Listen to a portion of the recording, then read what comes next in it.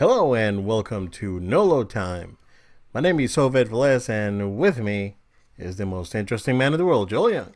Yo, yo, yo, let's drop it like a mixtape, Obed. Sure. Welcome to this next episode of No Low Time, guys. What's a mixtape, Joel? I don't know. What's a Walkman? Yeah, let me tell you about Walkmans. When I was in high school, that's my life right there, bro. I was actually having this conversation with someone recently about, like, you're talking about Walkmans, and I was having this conversation with someone else, a younger person, about, you remember how quickly this phase passed of the portable CD players? That was a big Discman. thing. Yeah. Right, the Discman, how that was like a huge thing for maybe 3 years, and then like going away really quick because you had the iPod. How technology just ramped up pretty quick at that time. Yeah, issue with the Discman was battery life. Always Yes. was battery life, yeah, and it was crazy because those things ate batteries insanely, Scratch discs too. quick. Yeah, scratch discs. It was unreliable. Moving around. Yeah, it was. I can tell you about those too, man. Yeah. I had my share of them. Yeah. I think I had. I wasn't a big fan of the Discman. And also, the size didn't help. No. It sounded great, but I remember having this Sony. It was a yellow sports Walkman through high school, and that thing was my life, dude. I was like people was just like, oh, why are you always wearing like earbuds or headphones? It's like, dude, I've been doing this for like 22 years. That's what you love doing. Like, yeah, I mean, I've always had, and it came with back then when Sony made the sports earbuds, because we didn't have like the earbuds that they are now. They were like they sounded really terrible, but Sony always made great headphones up until still make awesome great headphones. So yeah, it was man, that thing was my life. I miss it. No, I don't.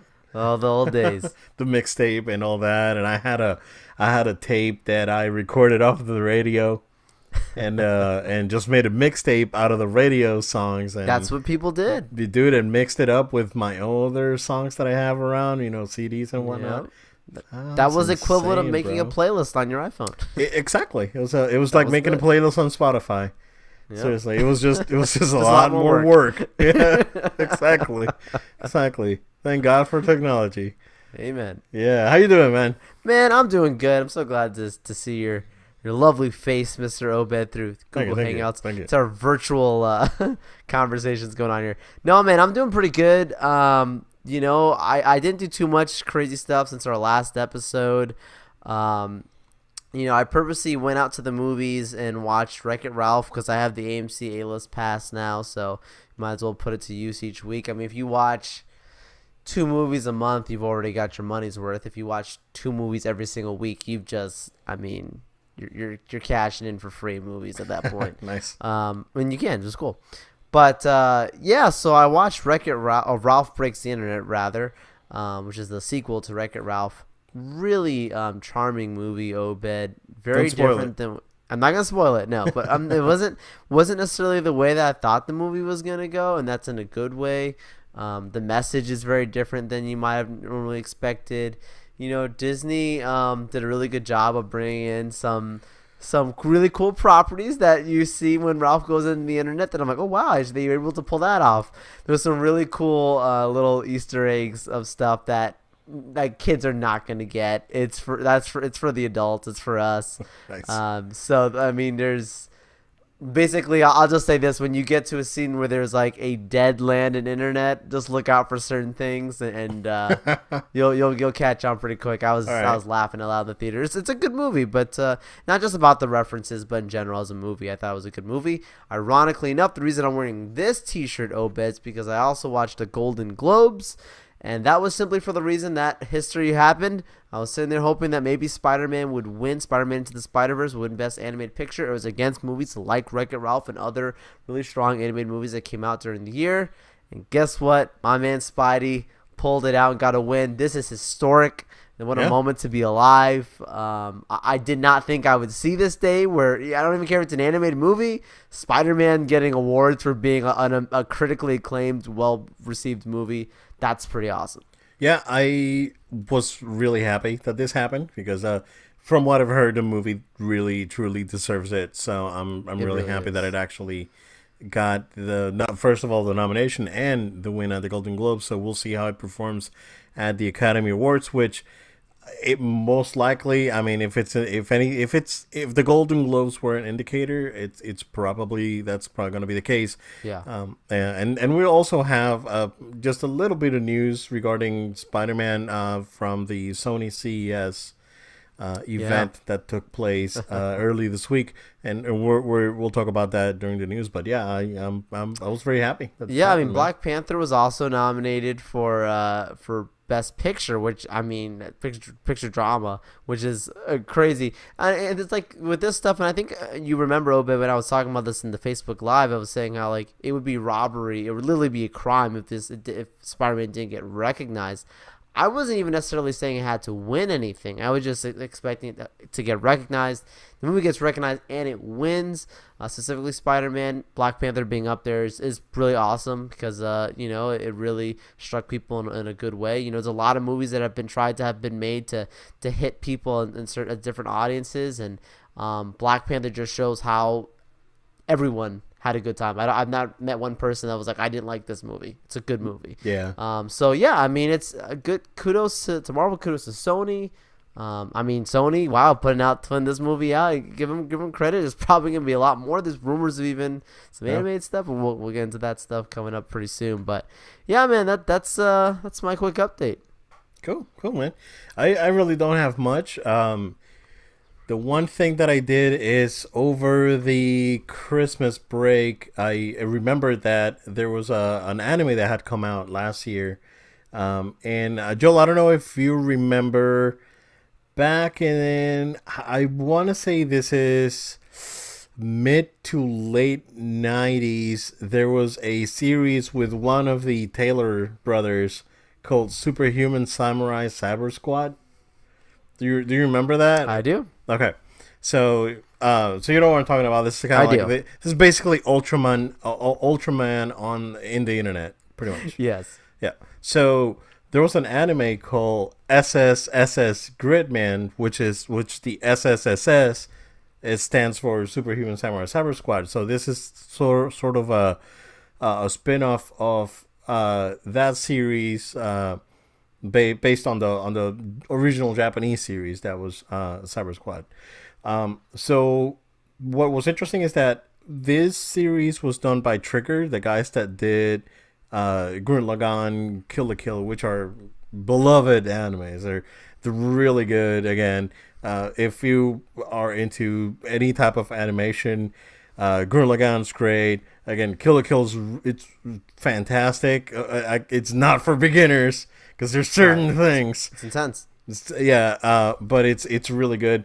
But this one was very different because there was a lot of CG. It was good CG. It wasn't bad, terrible CG as we sometimes see.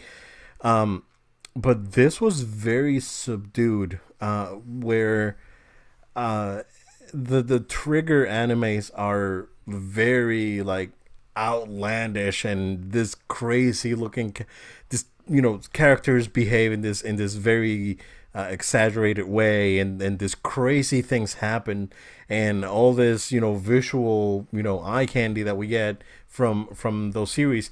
So we saw that with both Gurren Lagann and Kill la Kill, and they're like super over the top.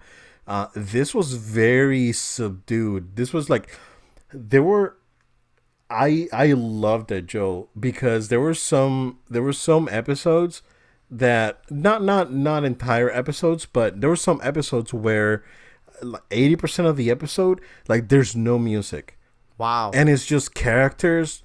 It's just character development. All the characters are really good.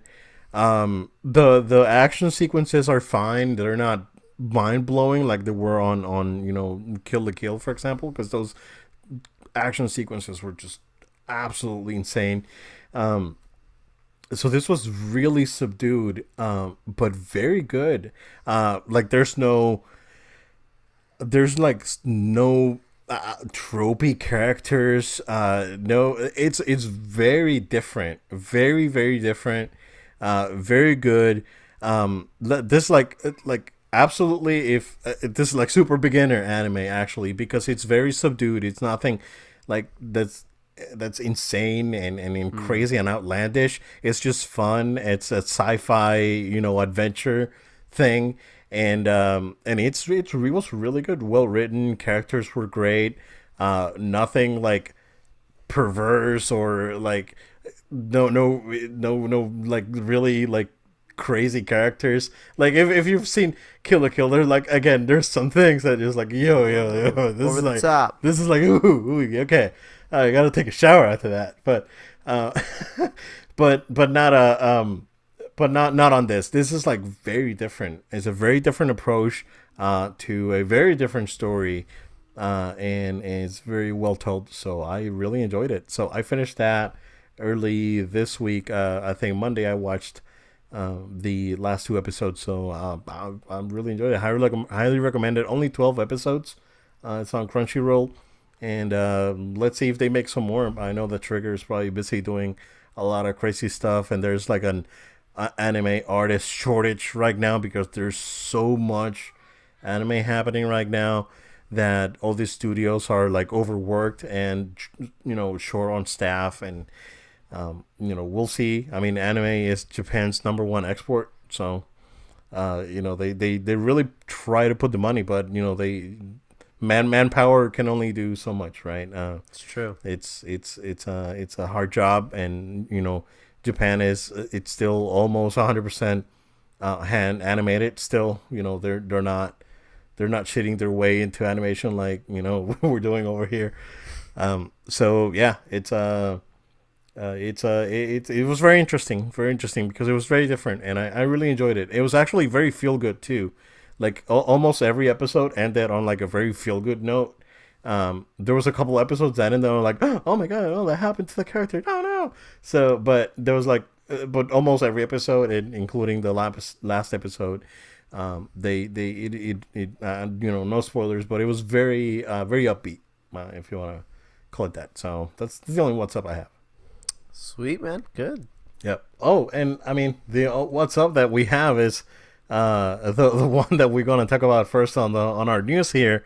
Jill, there's a fan that has a YouTube channel that I've been following for a couple years now. It's oh crap, lost the channel name. This is it's Star Star Wars Wars Theory. Theory. Star Wars Theory. Yep. There we go. So Star Wars Theory made a Darth Vader short film, and Joel, this was fantastic. Yeah, the way it's shot, the way it's edited, the production value for a fan film is pretty solid. I sat through the whole thing. It's about 16 minutes. It's they It's list it short. as episode 1, so there's Mm-hmm. more to come. But it's a really cool what if. It's a really cool take on what the fans always talk about, things like what if Vader was to actually confront the Emperor and about the promise of you would save the one that I love, and obviously we see in Revenge of the Sith that's not the way things go down. So it's pretty like straight off the bat the action sequences is like, okay, you guys put some work into this. I mean, Yeah. it's clearly not a Hollywood movie or anything like that. No, it's a fan film, but it's like it's one solid. set. Yeah, it's like one set, and they repurpose the set Yeah. on different takes. But it's still very well done. The only thing that I took issue with is it's funny. Interestingly enough, is not Palpatine's voice because he sounded great to me, Yeah. but his makeup was weird. Yeah. Yeah, like his makeup was not great, but his voice was on point. Vader's voice was on point. Yeah, even the clone troopers, Yep. like he had that little accent they had. Oh, it was great. Yeah. Oh yeah. They put a lot of hard work into it, so I was impressed. Yeah, no, I'm looking forward to see if to see what they do in the future. But yeah, Star Wars Theory, guys, if you haven't checked it out, it's a great YouTube channel. They do sometimes get a little bit spoilery, but they try their best to try not to get too crazy. But Joel, I don't know. I remember a few weeks ago. I don't know if we talked about it on the podcast or not, but I mentioned to you that there was that George Lucas was somehow involved with the Obi-Wan film. Yep. So this is the channel that reported it. This was a couple of months ago, if I'm not wrong. So I mean, but so far they were like very on point with a lot of predictions that they had for Last Jedi. They have a very deep analysis of, Kylo Ren, the Knights of Ren, the Snoke, and Snoke's like the robes and the rings and everything that they. So it's very interesting. So highly recommend it. Channel Star Wars Theory. If you're a Star Wars fan, check it out. Oh yeah, we would be honored if you would join us. Yeah, that's how they start their videos. Yeah. It's pretty good. But yeah, also this thing, it's like if you loved Kylo Ren's little shenanigans with the blaster, yeah, you need to watch this thing. So yeah, check it out. But that's a little bit of a piece of news that we have here. And Joe, we have a full or a final trailer for the Punisher season 2, along with a final cancellation date. I mean, release date. So yeah, that trailer was great. That trailer was intense. Yeah, it was really, really good. I still haven't finished watching season 1. I don't even know where I am right now because I started it and what year is it, Obed? What year is it? I know. So I need to go back and finish that because I thought the episodes that I watched were really good, but then this trailer was like, holy crap, this is fantastic, Joe. Yeah, the trailer makes it look like it's going to be even better than the first season, and the first season's good. I like the John Pilgrim character coming in. It's not your traditional, shmup bang bang character. Obviously, it's getting a lot of action because it's Punisher. But what brings you back into that action is the Jigsaw connection, which I'm not crazy about. His appearance. I understand that they're trying to keep it grounded and all of that, but I want to see him a little bit more messed up. For those of you that are familiar with the comics, you know what I'm talking about. If you watch a trailer, Billy Russo. Yeah, he definitely has scars, but it's not to the place where he stands out that much. But yeah, I think but like you said, they're really trying to keep this series very grounded. Yeah. And I like what they did. I mean, you can tell enough. It's like, plus you don't necessarily need to know the name, but you see the character and it's like, oh, that's Jigsaw because you see the absolutely. So absolutely. So I like what they did with that. John Pilgrim, that's going to be interesting to see because I know that's a little bit of a sensitive character. If you're familiar with his background, he's very much of a fundamentalist in his faith, and so it's a very radicalized character. So I'm curious to see how the portrayal is there, but they're, as it says in the trailer, they both have a common interest to that they dislike Punisher. So there's some stuff going on there. Maybe that John Pilgrim really hates how Punisher is a killer or something, some assumption. And, Billy Russo obviously hates him, so he's like, I'll put down this guy. Billy Russo, was looked upon as a hero of war when you watched the first season, and obviously you're familiar with him as a comic book character, and we find out, a lot of that was a little skewed perceptions. But yeah, I like it. It got me hyped. He's protecting this young lady. That's what brings him back into being the Punisher because he's been away from being the Punisher. But he longs and loves seeking justice, and his justice is hard justice. Blowing up people. Exactly, beating up people, just like he told Daredevil in season 2 of Daredevil. You hit them, they get back up. I hit them, they stay down. Yeah, exactly. And so he's coming to take care of business. I look forward to Punisher season 2. Yeah, absolutely. I'm looking forward to it too. I'm actually gonna try and make some time and finish season 1. This comes out January 18th, right? Yep. Yes, January 18th. Yep. So yeah, January 18th. Kind of about a week or so. Yep. So yeah, I will try to go back and finish season 1 and see if I can get into this one, man. This looks pretty good. Nice. Yeah, cool. Joel, I wasn't aware of this news. This is something you brought up to me actually today. But apparently Amazon is working on their own streaming platform a la PlayStation Now. Yes. Yeah, do you have some more info about that? Because I haven't caught up yet on the article. Yeah, yeah. So Amazon had the acquisition of Twitch, and they've been very much having rumors about getting into the gaming space for some time now. I think Amazon, Jeff Bezos, is very smart with his money. He's obviously the richest guy out there, so he's I mean, he quickly. was smart with his money, but to I didn't some say. extent. I mean, I, yeah. I'm not yeah. saying anything beyond his money, but Okay.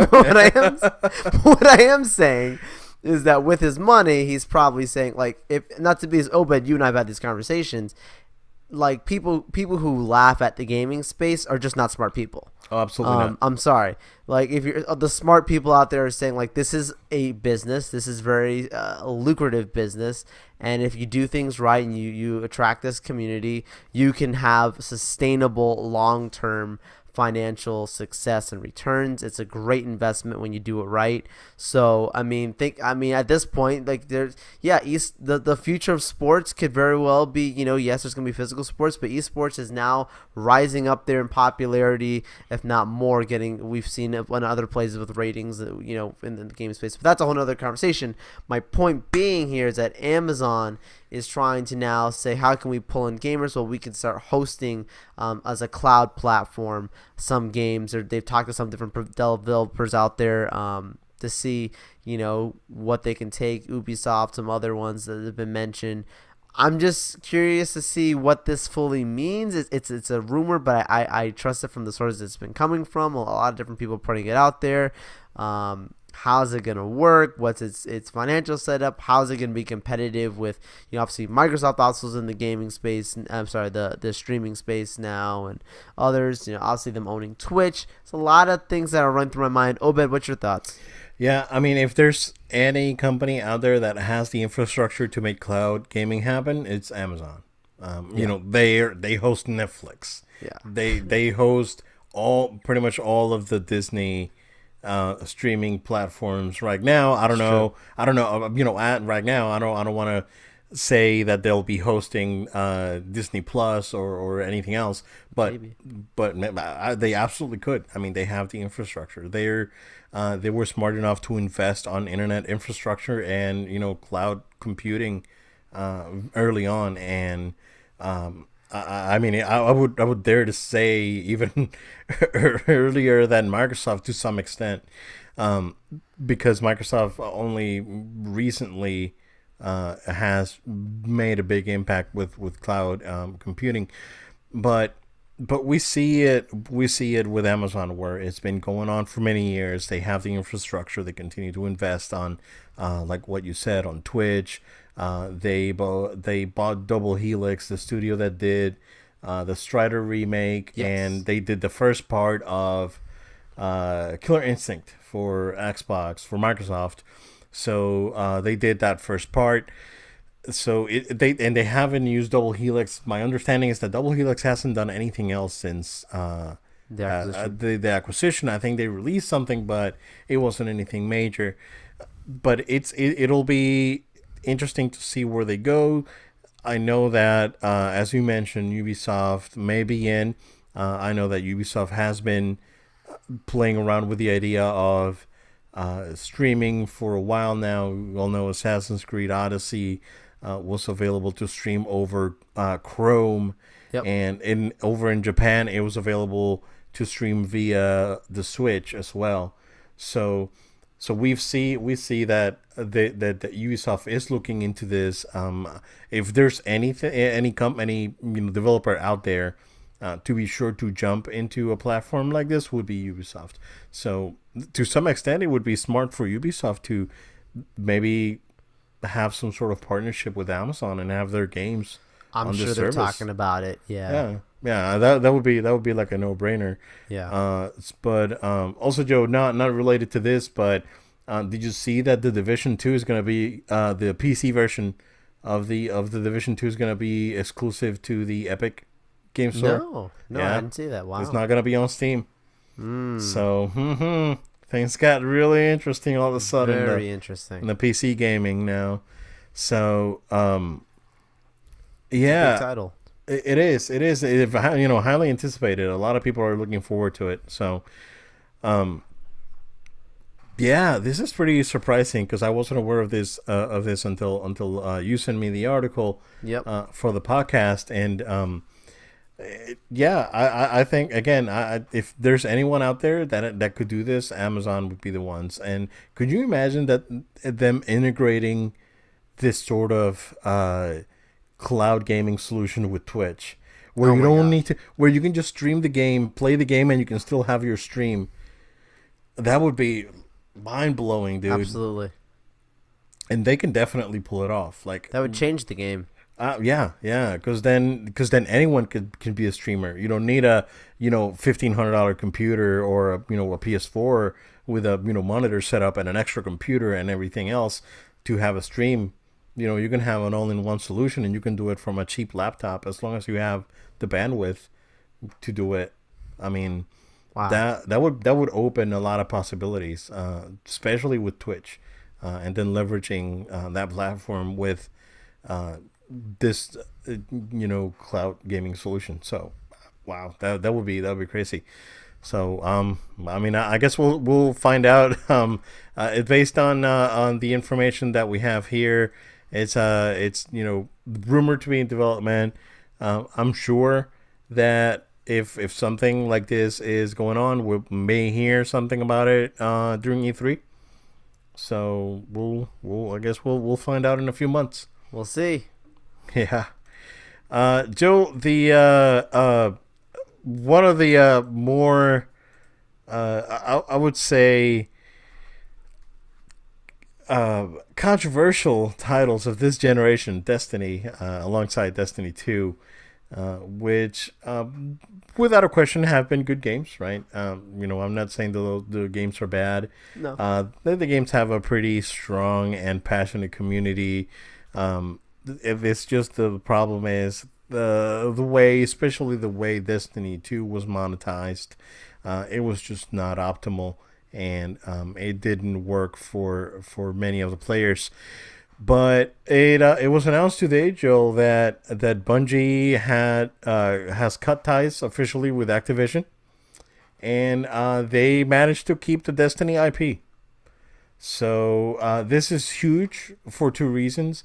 Bungie is a free agent again, and they own their intellectual property. I'm assuming that games that were published by Activision, so for example, Destiny 2, any possible future expansions will be done by another company. There was a company, I can't remember the name, but it was a company. It was one of the companies that are owned by Activision, or the studios. I don't want to say company. One of the studios that works on Call of Duty was involved to some extent on the Forsaken Mm. expansion that was recently released. So maybe another studio within Activision will continue to support Destiny 2. Uh, my question to you, Joe, would be where does Bungie go from here? Do they go back to Microsoft? If they go back to Microsoft, are they going to put him back to do Halo? I mean, considering that Halo, it's kind of like Microsoft is already working on a sort of a reboot with Halo Infinite. So, do they try and do that? Do they partner with Sony and try and do something different, or do they do Destiny 3 and do their own thing? What do you think they're gonna do? Um, if I'm them, I don't know. I don't fully know from their financial structure how desperate they are. If they're not too desperate, just go ahead and do Destiny 3. Show us what you can put out when you literally have no one holding the strings on you. Yeah, I would love to see that. I would love to see a studio independently put something out there, and they can't blame anybody out there for whatever with their game. I'm not saying that those games are bad. I'm just saying like they can literally put out purely what Bungie wants to do. That would be great. In a great world scenario, that'd be great. I don't know if that's realistic, just from what their situation is. I mean, I would like to think it would be, but I don't know that. I'm not the CEO. But if they aren't in that kind of capacity, man, let's see a bidding war go. Let's see what happens if Microsoft and Sony starts going at it and get them. I'm not saying that Bungie is the most prized possession, and I'm not saying they're not a prized possession either. I'm just saying like it'd be good for the industry to see, right? Because I think everyone would suspect it would go to Microsoft, right? Because they probably could. I'm about to say something savage. They probably could use it, but they could use the help. I mean, 343 has taken on the mantle, and their last the last game did not perform that great. Like like Halo moves, like Halo back in the day, right? We're talking Halo 2 and Halo 3. Right. Those things moved consoles. Absolutely. Because like Halo 2 moved a bunch of the original Xboxes. Halo 3 moved a bunch of 360s. I will buy an Xbox just for this game. Yeah. People were like, "I'll buy an Xbox just to play Halo."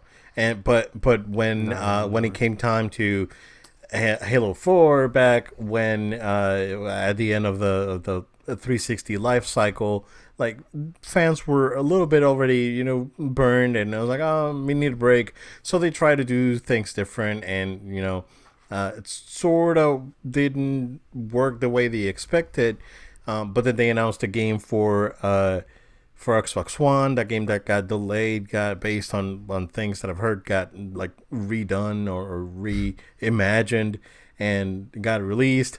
The game didn't do that great. Of course, it did move Xbox Ones as Microsoft was probably expecting it to do. That altogether with the disaster that was the Master Chief Collection when it launched, that up to like months later people couldn't connect to servers to play, and things were broken, and it was an absolute disaster. So based on that, I don't think Bungie should go back to Microsoft, or if they do go back to Microsoft, I would love to see them do something new. Yeah. I wouldn't like if they go to Microsoft and they do Destiny 3 for Xbox, that's probably not going to move Xboxes. No. To be honest with you, that's probably not going to move Xboxes. Yeah, exactly. You got to think bigger.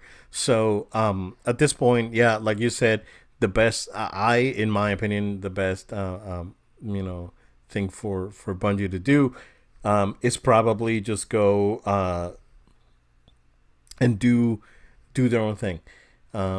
Take plans, take things that were cut from Destiny, because we all know that the original Destiny, a lot of content got cut because they didn't have time to put it in the game, because Activision was pushing them to put the product out. So I think that they should be able to on their own, if they find a publisher that would give them the time to work on whatever they want to work. And do it. That would be great. That being said, there's not a lot of publishers out there that are willing to do that, with the exception of probably Sony, because Sony has done that, right? They did, they give Naughty Dog all the time they need. They give. But it's Naughty Dog. Yeah, well, it's Naughty Dog, but at the same time, Bungie is Bungie. They have a pedigree. Oh, yeah. So you wanna give them the opportunity to create their fulfill their artistic vision, and not hold them back. So and Sony has been allowing a lot of their partners to do that. We saw it with Insomniac as well, with Spider-Man.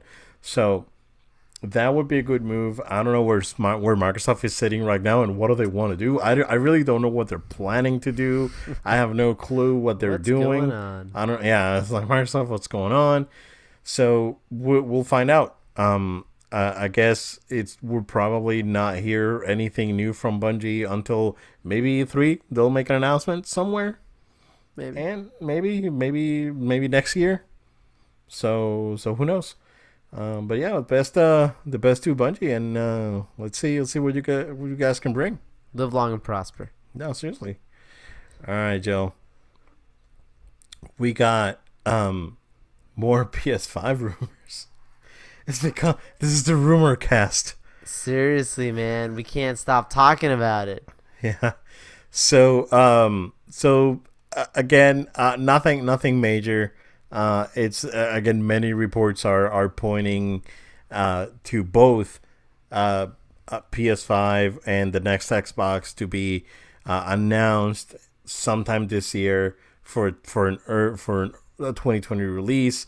Some are saying early 2020 reveal. Um, I think we're gonna see. I think we're gonna see, and I've already talked about this. We're more than confirmed going to see something from Sony this year, but it will probably not be released this year. And I think the same may go to Microsoft to some extent. I think Microsoft is gonna do some new things. They're gonna try a couple of new things. We may hear something at E3. Maybe tease something like they did with Scorpio, and then we'll get a full reveal next year, and a release next year. So we'll see, but yeah, it goes back to the things that we were talking about.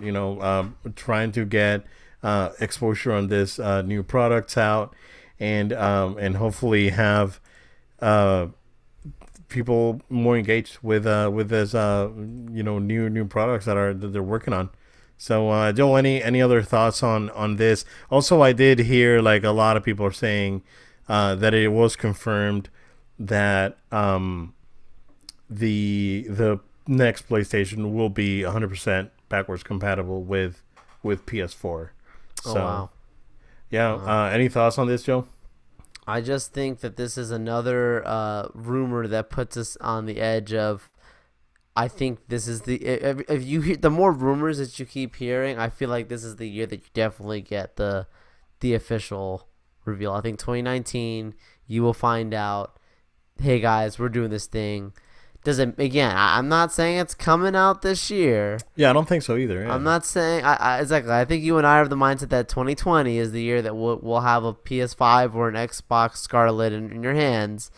But I just don't. I don't think there's no way that we go through all of 2019 Obed and not have any type of this is the next generation of. We're gonna hear it this year. We are. We definitely will. And another prediction that I don't know if I made it on the show, on the podcast before or not. But I do think that Microsoft is going to come out with a diskless Xbox. So Yes, basically, streaming only. yeah, an Xbox without the Blu-ray drive, and I'm suspecting, Joel, that this unit is going to be very small. Like it's gonna be like mind-blowingly small, Like an Apple TV, like an Apple TV Roku size thing. Xbox. Yeah, and it's probably not gonna be like streaming, right? Because they could definitely do that, but it will be like an Xbox One S type of capabilities on a very very small box, Hmm. and I'm suspecting that that's a possibility, and I think that we may see something at E3 for this device, for the announcement of this device, and they're gonna come in like very competitive. Like they're gonna come in like 150 for Wow. like they're gonna be very aggressive. So that I have that I suspect that again this device is probably not gonna be for everyone, and I don't think if this device may necessarily move more Xbox units. I think that the next Xbox is probably gonna do okay, but again, we're counting on those new studios to produce new properties, new IPs, and that's gonna be a long time cooking. So you're probably not gonna see anything but Forza and Gears for like 3 more years, and then you'll start getting a lot of good stuff. That's what my suspicion is, and it's unfortunate if that's the way it's gonna be, right? Yeah. Because again, they do have a good piece of hardware out there with the X. So I'd say seriously at this point, just discontinue the S, have that little box console, device, and keep the X as your like flagship device, and just lower the price on that to like $399. Wow. Make it more affordable. So we did see it at around $399 for the holidays, but it did go back up, and I don't think it did like super hot numbers on during the holidays. So Yeah, we will. We'll see. We'll see about that, man. This is gonna be this year. It's gonna be so crazy. I have like, man, there's so many rumors and things floating around. Um, this year I think is gonna be a defining year in gaming. Yes. It's gonna be Like very interesting. Yeah. like as we get closer and closer, you're gonna get more and more rumors where it's gonna be stuff like an Xbox is gonna have a controller that you can breathe on. I mean, like it's gonna be like you're gonna have all kinds of like rumors starting to come out more and more as we get closer. So we'll see. Yeah, yeah. It's it and again, yeah, like you said, going back to peripherals and whatnot. Joe, I wasn't aware that Astro Gaming released a new controller for Yeah. PS4, sort of like an elite type of console, Yeah. elite type of Controller. controller for the PS4.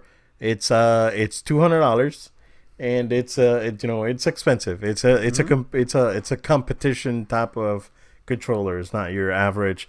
Give this to your kid and have him play.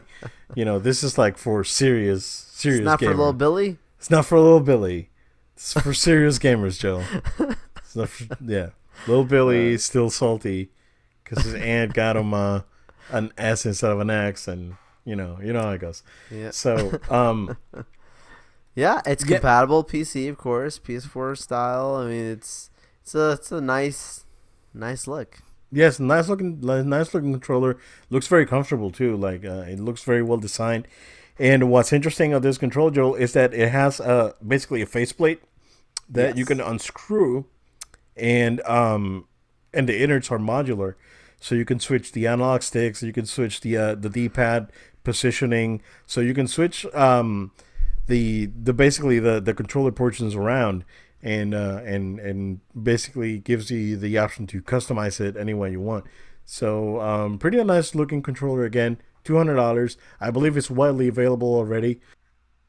So if you guys like this sort of device, absolutely try and go and check it out.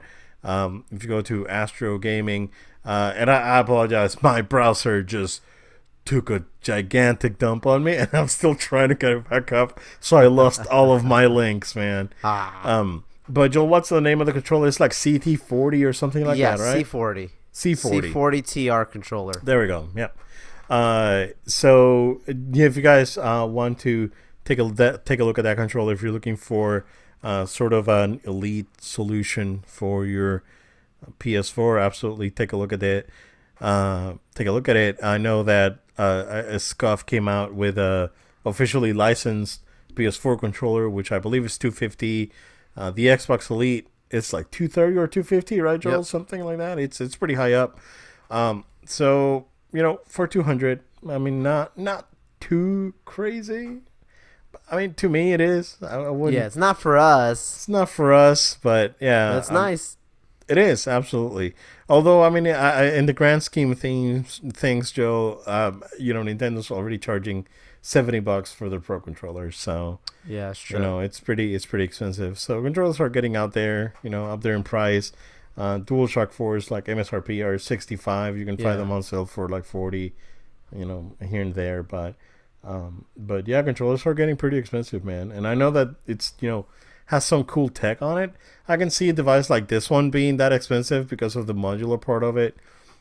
But we also see fight sticks around that same price range. 200. Razer just released a Razer Evo with like mechanical buttons, and it looks very nice. A very nice looking fight stick, and it costs the same. It's $200. So yeah, if you're into peripherals, yeah, check it out.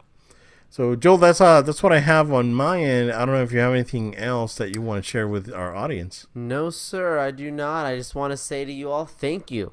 Thank you for watching and thank you for listening to our podcast.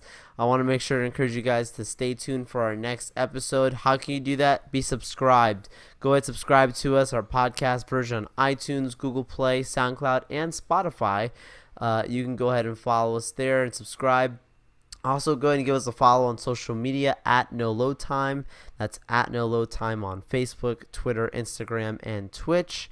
Feel free to shoot any comments, questions, feedback. We like hearing from our fans. Send an email to noloadtime@gmail.com. That's noloadtime@gmail.com. Guys, thank you again so much, and we look forward to our next episode. Thank you, guys, and we'll see you again next time.